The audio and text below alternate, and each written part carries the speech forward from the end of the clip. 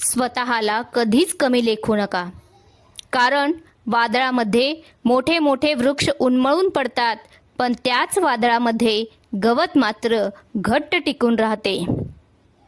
नदीचा उगम हा छोटा असतो, पण पुढे जाऊन तीच जीवनदायिनी बनते. चांगल्या कामाची सुरुवात नेहमी छोटी असते, मात्र सातत्य आणि विश्वासपूर्ण वाटचाल असेल तर ध्येय मात्र निश्चित गाठता येते. शून्यातून विश्व निर्माण करण्याची जिद्द ज्याच्या अंगी असते तोच खरा कर्तृत्ववान होय. आपल्या उद्दिष्टाकडे लक्ष केंद्रित करा आणि त्याच्या प्राप्तीसाठी निरंतर प्रयत्न करा. स्वप्ने ही तुमच्या आत्म्याची भाषा आहेत. त्यांना जगण्याची संधी द्या आणि तुमच्या जीवनाचे खरे अर्थ शोधा.